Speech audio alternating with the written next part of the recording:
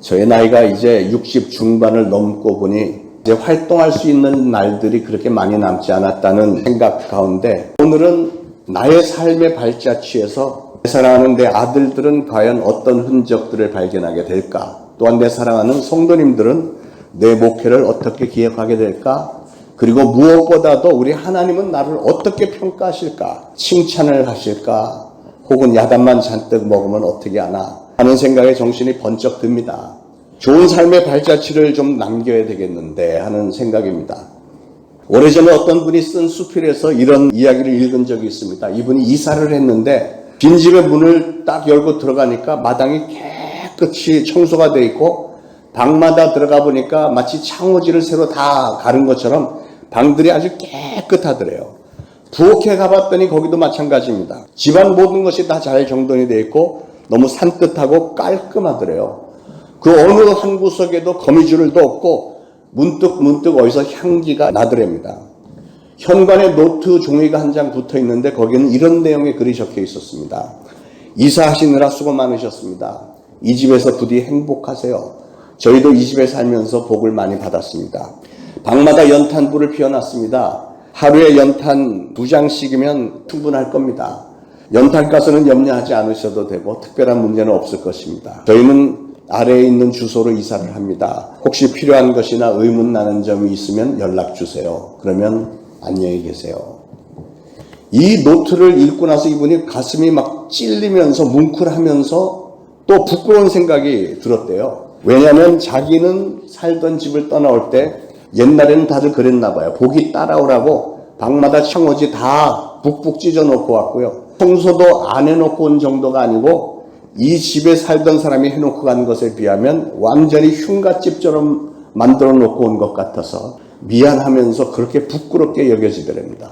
사랑하는 여러분, 나 자신이 살다가 간 발자취, 그 뒤에 무엇을 어떤 모양으로 남겨놓느냐 하는 것은 우리 삶에 너무나도 중요한 일입니다. 내가 스치고 지나간 자리가 이렇게 구석구석마다 깨끗하고 향기가 나는 모습, 그리고 현관에 적혀있던 그 노트처럼 뒷사람을 위한 사랑과 배려가 넘쳐나는 그런 삶의 발자취가 고를까요? 아니면 이 사람처럼 방문마다 창호지 북북 다 찢어놓고 여기저기 거미줄 낀 채로 내버려 두고 쓰레기 잔뜩 쌓여있고 음식 썩는 냄새가 코를 찌르도록 이런 지저분한 모습을 남겨놔야 할까요? 세상 사람들의 기준도 마찬가지겠지만 특히 예수 그리스도를 믿고 따르는 성도된 우리들이 우리 삶의 발자취를 어떻게 남겨놓느냐 하는 것은 너무나도 중요합니다. 우리는 어떤 사람을 기억할 때 대부분은 그 사람의 마지막 모습을 기억들을 합니다. 그 사람이 처음에 어떻게 태어났고 어떻게 성장했고 또 성장 과정 중에 무슨 실수하고 잘못을 했고 이런 거 일일이 다 기억하는 사람 많지 않습니다. 그러나 그 사람이 이사 가기 전에 또는 그 사람이 이 세상을 떠나기 전에 우리 가정에 혹은 교회나 우리 지역사회 이 나라에 남겨놓은 발자국이 어떤 것들이냐, 얼마나 값진 것들이냐, 아니면 얼마나 부끄러운 것들이냐, 이런 걸 사람들은 기억을 하는 겁니다. 그래서 우리 그리스도인들의 삶은 처음보다 마지막을 잘 마무리 짓는 삶이 되어야 될 줄로 믿습니다. 어떤 일이든 처음부터 잘하는 사람은 이 세상에 없습니다. 우리는 다 연약하고 부족한 존재들이기 때문에 실수도 많이 하고 넘어지기도 하고 그럽니다. 어린 시절은 물론이고 성장 과정, 공부하는 과정, 또 성장해서 사회에 발을 들여놓고 실질적인 삶을 사는 과정 가운데 우리는 수도 셀 수 없이 많은 잘못들을 행하면서 삽니다. 그럴 수밖에 없어요. 왜냐하면 우리 인간들은 부족한 존재, 완벽하지 않으니까. 그러나 여러분, 만약에 여러분의 인생이 누군가에게 평가를 받게 된다면 한번 생각을 해보세요. 처음에 여러분이 어떻게 태어났고 어떻게 자란 어린 시절과 중간의 성장 과정의 모습들과 마지막 순간들 중에서 과연 어떤 부분이 가장 많은 비중을 차지한 중점적인 평가 기준의 포인트가 될까요? 사실 처음은 그다지 중요한 게 아닙니다. 마지막이 중요한 거죠. 마지막을 어떻게 맞췄느냐. 내가 이 땅에서 살다간 삶의 발자국, 내 삶에 남겨놓은 마지막 흔적들이 얼마나 아름답고 얼마나 긍정적인 것들이었고 얼마나 가치가 있는 것들이었는가 하는 게 중요한 거죠. 성경에 보니까 하나님의 평가 기준은 그것보다 훨씬 더 극단적이래요.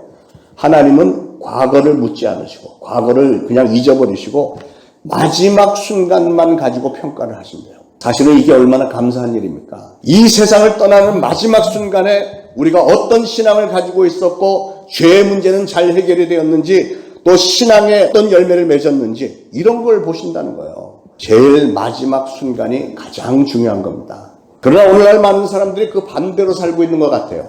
처음엔 아주 좋은 사람 같았고 대인관계도 아주 좋았고 신앙도 상당히 좋은 것처럼 보였는데 시간이 좀 지나면서 보니까 이 사람이 돈 관계도 복잡하고 깔끔하지 않고 자꾸 이 사람 저 사람하고 다투고 성격이 원만하지 않아서 쉽게 언성을 높이고 남들에게 상처도 주고 그래서 인간관계가 쉽게 깨어지고 부서지고 이러다가 격해지면 마치 원수가 된 것처럼 적대 감정을 가지고 만나는 사람들마다 그 사람에 대해서 비방을 하고 욕하고 험담을 해대면서 서로에 대해서 나쁜 기억만 품고 헤어지는 경우를 우리는 종종 보잖아요.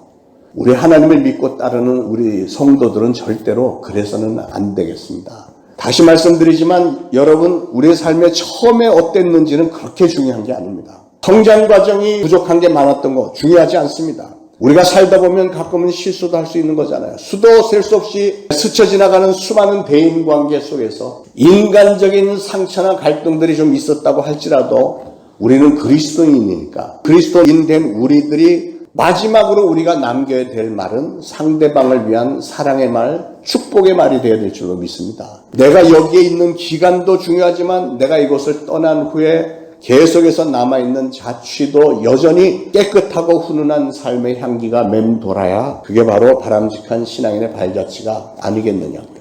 오늘 본문에 나타나는 사도 바울의 자세가 그랬어요. 고린도서 13장 오늘 본문은 사도 바울이 고린도 성도들에게 보냈던 마지막 편지 중에서도 제일 마지막 장, 마지막 끝부분입니다. 고린도 교회는 우리가 잘 아는 대로 사도 바울이 친히 세웠던 교회입니다.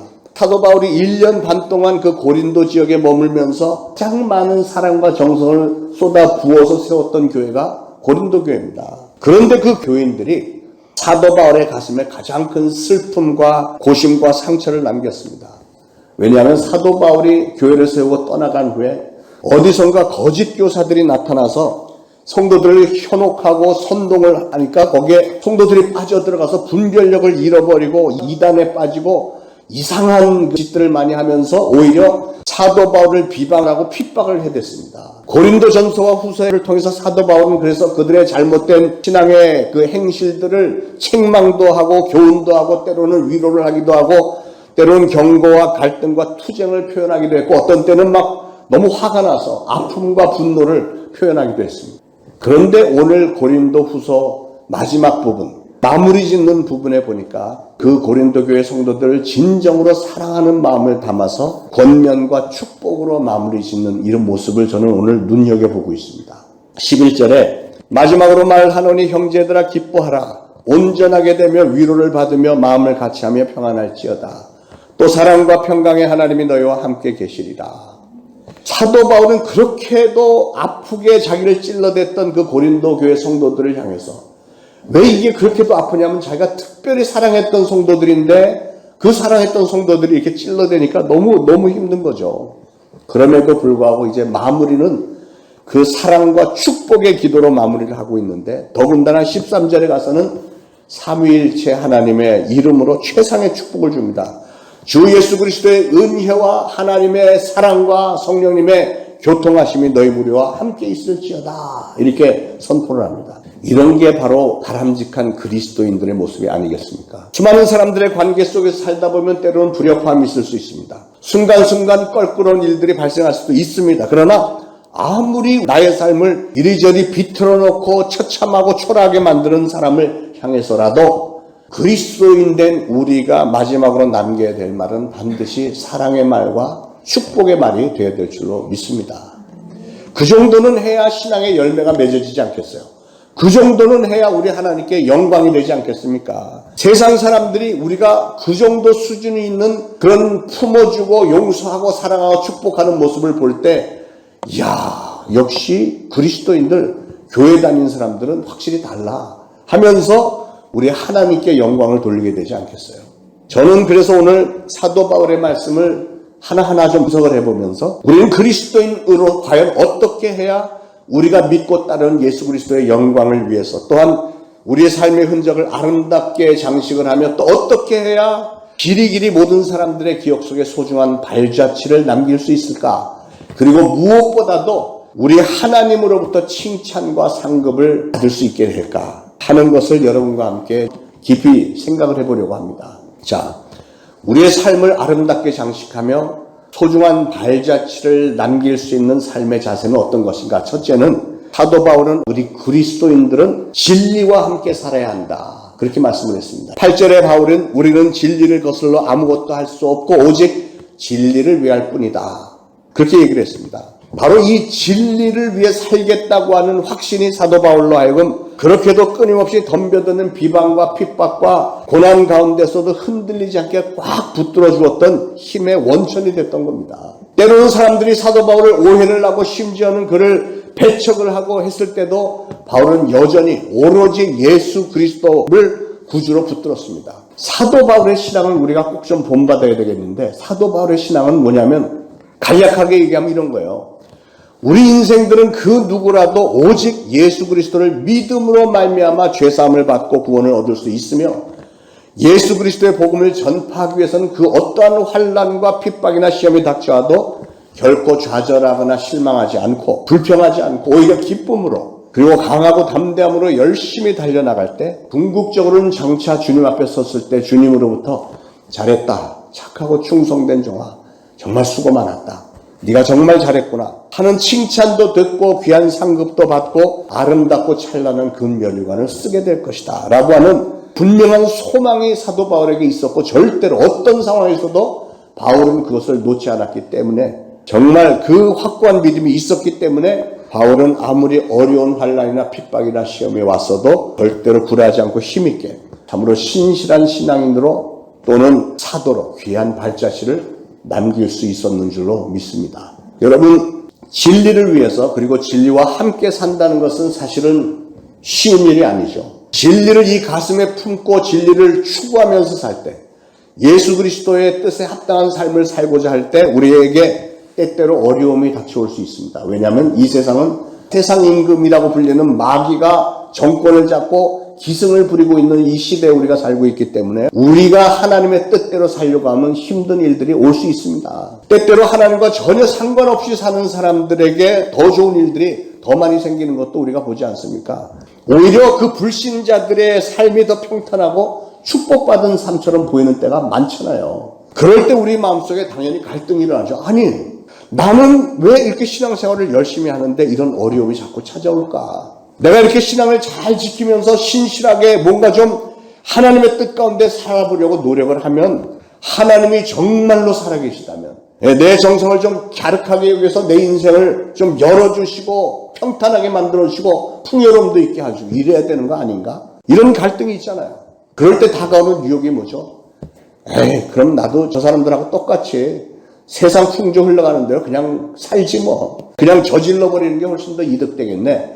이런 생각이 들지 않습니까? 그러나 사랑하는 여러분, 하나님의 진리와 함께 사는 삶의 마지막은 반드시 하나님의 축복으로 진정한 가치가 있는 열매가 맺어진다는 사실을 꼭 믿으시기 바랍니다. 우리가 일시적으로는 어려울 수 있으나 마지막이 중요하다고 말씀드렸잖아요. 마지막 발자취가 중요하다고요. 살아계신 하나님이 특별히 사랑하셔서 선택하신 저와 여러분이 이런 세상의 유혹들을 얼마나 잘 이겨내는지, 또 이런 세상에 주는 고난과 이런 힘든 일들을 얼마나 잘 견뎌내는지를 다 보고 계시고 지금도 응원을 하고 계십니다. 그러기에 우리는 진리를 위해서 진리와 함께 사는 쪽을 붙들어야 돼요. 우리 삶의 마지막 날까지 하나님의 축복을 받을 만한 그릇이 되고 우리 삶의 뒷전에 소중한 발자취를 남기려면 우리는 세상 끝날까지 바로 예수 그리스도의 진리를 절대로 놓지 말고 끝까지 붙들고 인내하면서 살아야 할 줄 믿으시기 바랍니다. 자, 우리의 삶을 아름답게 장식하며 소중한 발자취를 남기는 삶의 자세, 두 번째는 우리 그리스도인들은 예수님이 사랑하시는 모든 영혼들을 향한 열정적인 사랑이 있어야 된다는 거예요. 9절에 사도 바울의 이런 소원이 기록되어 있습니다. 우리가 약할 때 너희가 강한 것을 기뻐하고 또 이것을 위하여 구하니 곧 너희가 온전하게 되는 것이니라. 이게 무슨 뜻일까요? 이걸 바꿔서 쉽게 해서 설명을 드리면, 너희들을 강하게 만들 수만 있다면, 즉 너희가 신앙 가운데서 온전하여지고 진실로 성숙한 그리스도인이 되고 분별력이 있고 강하고 담대한 신앙인이 되고 너희들을 복되게만 만들 수 있다면 나는 내 자신이 약해져도 아무 상관이 없다. 내가 희생을 하는 한이 있더라도 나는 너희들이 잘 되기를 바란다. 지금 그 얘기하는 거예요. 저는 이 말씀을 전할 때 사도 바울의 심정이 어땠을까 하는 것을 곰곰이 생각을 해봤습니다. 어떻게 바울이라는 사람은 자기를 그렇게 배신을 하고 그렇게 힘들게 만들었고 자기 가슴에 못을 박았고 극심한 아픔을 주었던 이 고린도 교회 성도들을 이렇게 끝까지 사랑하고 끝까지 축복할 수 있었을까? 이것은 바로 사도 바울에게는 예수 그리스도를 향한 뜨거운 사랑의 열정이 있었던 게 가장 큰 겁니다. 예수 그리스도를 향한 끝없는 사랑의 열정이 있었고 그랬기 때문에 예수님이 사랑하시는 그 고린도 교인들을 향한 의지적인 아가페의 사랑. 제가 의지적인 아가페의 사랑이라고 하는 것은 우리 인간들은 대부분이 감정적으로 사랑을 합니다. 그렇잖아요. 상대방이 나에게 잘해주면 사랑을 하고 내 어머니, 아버지, 내 형제, 자매이기 때문에 사랑하고 성도들이기 때문에 사랑하고 인물이 좋고 나에게 친절하고 이러기 때문에 사랑하고 근데 누가 기분 나쁘게 만들면 딱 끊어버리잖아요. 끊어버리고 오히려 미워하고 원수시하지 않습니까? 그건 감정적인 사랑이고 아가페의 사랑, 하나님이 우리를 사랑하신 그 사랑은 의지적인 사랑이에요. 아가페 사랑. 무슨 말이냐면 하나님은 내가 너를 사랑하고야 말겠다. 결심하고 사랑하시는 거예요. 우리가 사랑스러워서 사랑하는 게 아니고 우리가 못된 짓을 할 때도 하나님은 여전히 사랑하시는 이유는 의지적인 사랑, 아가페 사랑이기 때문에. 그래서 그 아가페 사랑은 내가 내 생명을 바쳐서라도 너를 사랑하겠다. 그랬으니까 하나님은 하나밖에 없는 독생자를 희생시켜가면서까지 우리를 죄의 형벌로부터 구원해 주신 거 아닙니까? 그래서 사도 바울은 그 하나님이, 그 예수님이 아가페 사랑으로 그 고린도 교회 성도들을 사랑했으니 나 같은 죄인도, 바울은 스데반 집사를 돌로 때려 죽이는데 앞장섰던 악한 사람이었잖아요.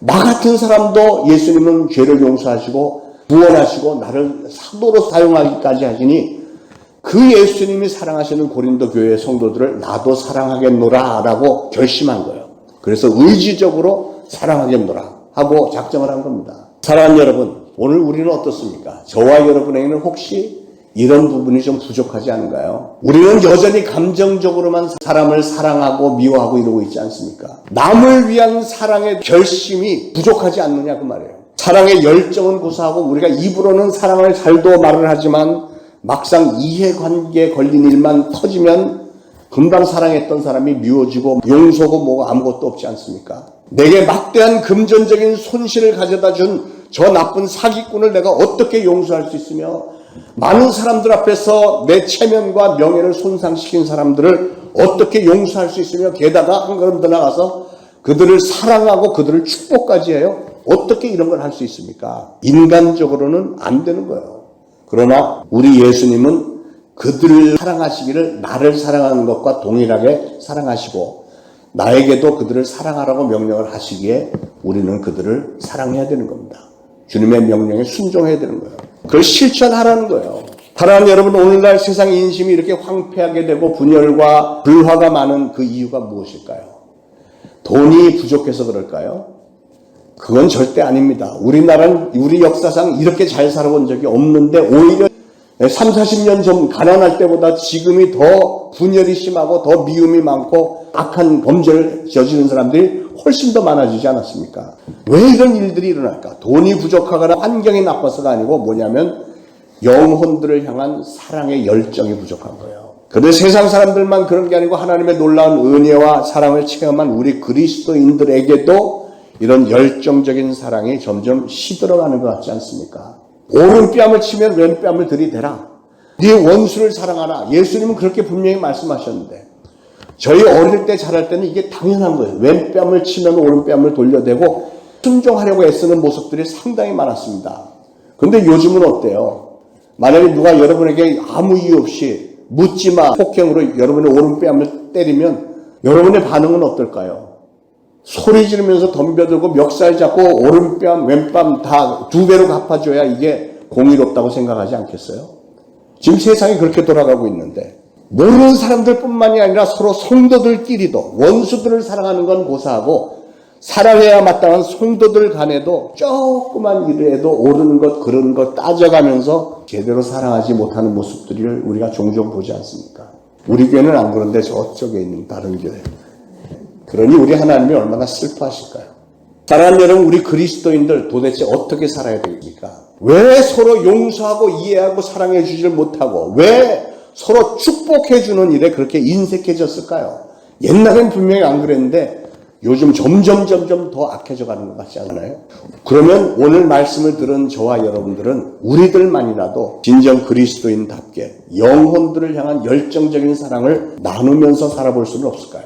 사랑하는 여러분, 하나님께서 특별한 꿈과 계획 가운데 저와 여러분 우리 모두를 이렇게 초대신앙교회 안에서 만나게 해주신 줄로 저는 분명히 믿습니다. 그러면 그렇게 특별히 부르심을 받은 우리끼리라도 서로 사랑하고 용서하고 품어주고 축복하는 그런 삶을 살아야 마땅하지 않겠습니까? 저는 우리 초대신앙교회가 그런 진정한 그리스도인들의 공동체, 모델이 되어지기를 간절히 소원하며 그렇게 되기를 축원합니다. 우리 삶을 아름답게 장식하며 소중한 발자취를 남기는 삶의 자세 세 번째는 하나님의 충만한 임재와 축복 가운데 거하며 사는 자세입니다. 오늘 13절에 사도 바울은 삼위일체 하나님의 충만한 임재를 간구하면서 그 고린도 교인들을 축복을 했습니다. 예수 그리스도의 은혜와 하나님의 사랑과 성령의 교통하심이 너희와 함께 있을지어다.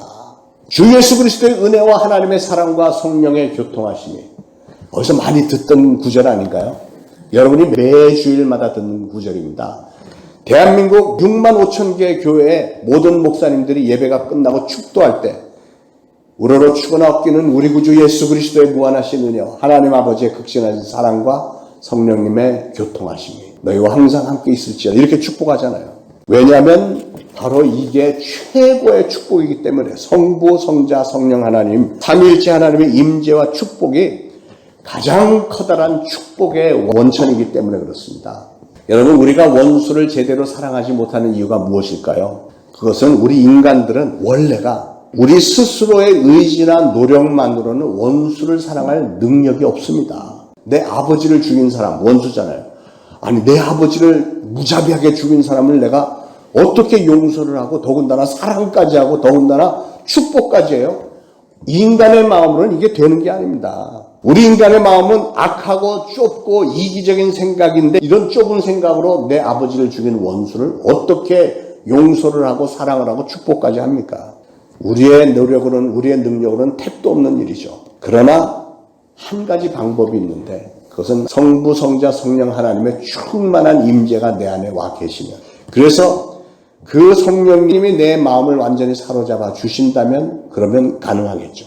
나의 생각과 나의 의지, 나의 감정 이런 거 다 던져버리고 내가 오로지 성령님에게만 의존합니다 하고 성령님 하나님의 뜻에 순종하겠다고 여러분이 마음의 신앙의 결단을 하기만 한다면 이건 가능한 거잖아요. 그렇게만 산다면 우리 가정들과 교회와 이 나라가 얼마나 아름다운 공동체들이 될 것이며 저와 여러분의 남기는 삶의 자취들이 얼마나 아름답고 향내가 나겠습니까? 하나님의 충만한 임재 가운데 거하는 삶이라는 것은 구체적으로 어떤 삶을 말할까요? 한마디로 하나님과 항상 동행하는 삶을 말합니다. 예수 그리스도가 여러분의 주인이 돼서 이 안에 딱 주인으로 계시고 성령 하나님이 여러분 안에 들어와 계시니까 그 성령 하나님은 여러분이 지금 뭘 생각하고 여러분이 뭘 보고 있고 무슨 말을 하려고 하고 무슨 말을 하고 행동하는 걸 다 보고 계셔요. 그가 다 보고 계시다는 사실을 인지하기만 해도 우리는 하나님을 경외하는 마음 생기지 않아요. 아, 이건 하나님이 기뻐하는 일이 아니겠구나. 하나님이 기뻐하는 일을 내가 해야지 하고 아닌 건 다 털어버리고 우리 하나님이 기뻐하시는 쪽을 항상 선택하지 않겠습니까? 그래서 그렇게 성령 하나님이 내 안에 내재하신 그런 분들은 자동적으로 하나님을 경외하는 마음 가운데 행하게 되고 하나님이 기뻐하시는 삶을 살려고 애를 쓰고 성령님이 나의 삶을 완전히 주장하도록 전적으로 맡기고 기도하면서 사는 그 신앙의 자세, 이게 바로 하나님의 충만한 임재와 축복 가운데 거하며 사는 자세가 아니겠습니까? 저는 저와 여러분들 모두가 다 그렇게 되기를 축원합니다. 사랑하는 여러분, 오늘을 살아가는 우리는 너나 할 것 없이 누구나가 다 순간순간 어떤 삶의 발자취를 남기면서 살아가고 있는 겁니다. 중요한 것은 과연 우리가 어떤 발자취를 남기느냐 하는 거예요. 여러분이 지금 남기고 계신 자취는 과연 바람직한 발자취를 남기고 계신가요? 여러분은 과연 인생의 마지막 순간에 하나님 앞에 섰을 때 내 삶은 우리 하나님 보시기에 진정 아름다웠고 보람이 있고 가치가 있고 축복받을 만한 삶이었다라고 자부하실 수 있는지요? 이사 나가면서 집안 구석구석을 깨끗하게 청소해놓고 향수도 뿌려놓고 축복의 편지까지 남겨놓았던 그 어떤 사람의 아름다운 삶의 흔적처럼 여러분이 지나간 자리에도 그런 감동이 오랫동안 남아있을까요? 사도 바울은 고린도 사람들을 향해서 엄청난 사랑을 베풀었고 그들을 위해 긴 세월을 같이 지내면서 교회를 세웠고 하나님의 나라 일꾼을 만드는 일에 아주 전념을 했었고 사도 바울의 머릿속에는 항상 고린도 교회 성도들이 들어있었던 것을 볼 수 있습니다. 그랬던 바울을 오히려 거짓 교사들과 이단자들과 동조해서 비판과 핍박과 비난을 해댔던 그 배은망대했던 고린도 교회 성도들을 향해서도 끝까지 사랑하고 끝까지 축복을 해줄 수 있었던 이 바울처럼 저와 여러분도 좀 그리스도인답게 살아야 되지 않을까요? 다른 사람들은 혹시 그렇게 살지 못한다 해도 세상이 그렇게 각박해졌고 악해졌다고는 해도 오늘 우리는 이 말씀을 들었으니 하나님의 말씀에 순종하는 심정으로 우리라도 그렇게 좀 살아보기를 간절히 소원합니다. 이제 이후로는 누가 오른뺨을 치면 왼뺨도 내놓을 수 있고 원수를 사랑하라 했으니 이제는 순종하려고 애를 쓰는 아가페 사랑으로 즉 의지적인 사랑으로 내 생명을 던져서라도 당신을 사랑하고야 말겠다라고 하는 그런 의지적인 사랑으로 진정한 그리스도인의 삶을 살 수 있기를 축원합니다. 그건 어떻게 하면 가능하다고요? 오늘 주신 말씀 3가지. 그것은 우리의 마음에 예수 그리스도 바로 진리가 있고 또 사랑의 열정, 예수 그리스도를 향한 사랑의 열정이 있고 그리고 하나님의 임재가 있으면 이게 가능하대요. 사랑하는 여러분, 메마른 이 시대에서 이런 사랑을 우리가 할 수만 있다면 생명을 살리는 능력의 생수를 터뜨리면서 사는 것이라는 사실을 믿으시고 그대로 그렇게 사심으로 여러분의 매일매일의 삶 속에서 우리 예수님처럼 또는 사도 바울처럼 참으로 아름답고 귀한 삶의 발자취를 남기는 저와 여러분들이 되시기를 예수 그리스도로 축원을 드립니다. 기도하기 전에 낮엔 해처럼 밤엔 달처럼이라는 찬양을 하겠습니다.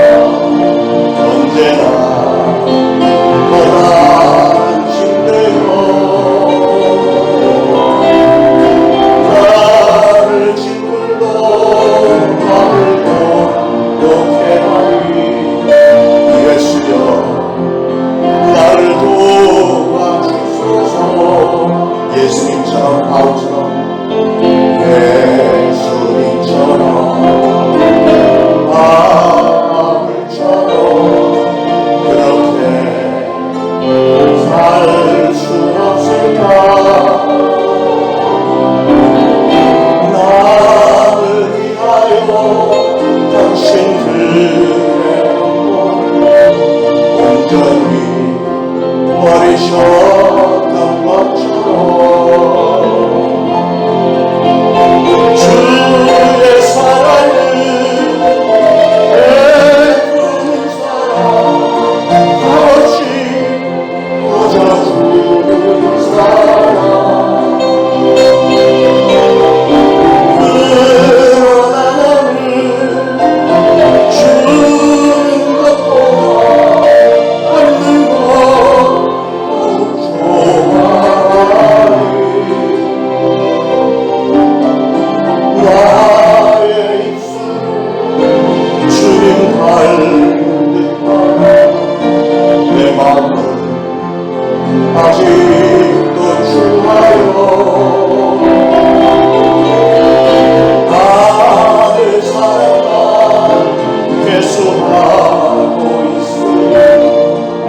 예수여 나를